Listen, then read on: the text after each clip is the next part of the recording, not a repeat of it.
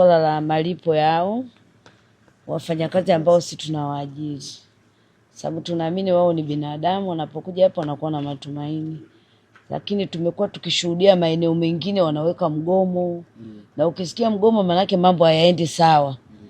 Sasa nilitamani kujua utaratibu wao ukoje. Pawa ndo kila kitu, kama hivyo kituo cha afya, lakini kuna ile mtu anakosea kitu kidogo mnachapa watoto wetu kama wanyama.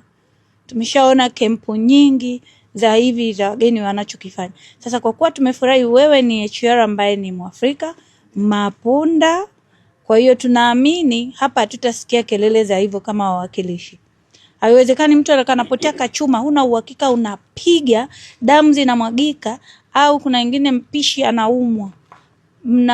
Kwanza hata kupeleka hospitali apelekwa anafungiwa sijui kwenye container, mna mambo yenu humu ndani yanayojitegemea. Hatutaki kusikia hicho na tutamani kukiona.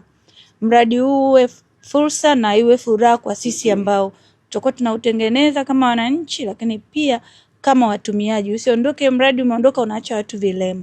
Tunakuamini na tunatamani sana hichi kitu kisitokee hapa. Kwa hiyo tunashukuru sana, hilo ndo kubwa, usiwe puppet kama enzi zile za colonialist. Wafanyakazi mnawalindaje kofia na vitu vingine kwenye maeneo wanayofanyia kazi? Lakini swala lingine kwenye swala la wafanyakazi, huduma za afya. Mradi huu ni mkubwa, dharura ya afya au watu wakipata changamoto ya huduma za afya, wanaumwa labda kwa dharura na nini, mnafanyaje? Tupatia pesa ya ujenzi na ukarabati upanuzi wa barabara hii yenye urefu wa kilomita 295 ya kutoka Songea kupita Lutukila Makambako.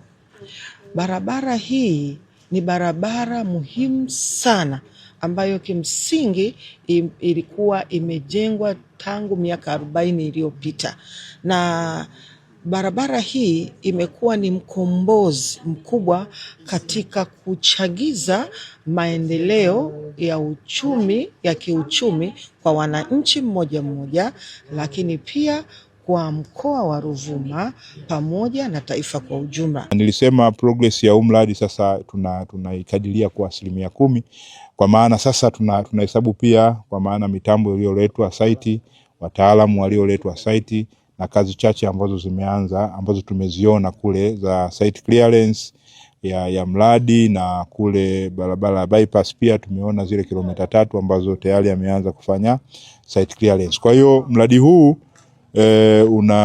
unakadiriwa kufika hapo kwa kuunganisha vitu vyote hivi, kwa maana kuanza mobilization ambao imefika zaidi ya 50% na wa staff 100% imefika, na hizi kazi ambazo zinaendelea. Hii ndio ambayo tuna estimate kama imefikia hapo. Kwa pamoja tutaendelea kupush kuona kwamba mkandarasi anafikia yale malengo ambayo tumejiwekea, kwamba mradi huu sasa uishe mwaka 2028 mwezi wa 3.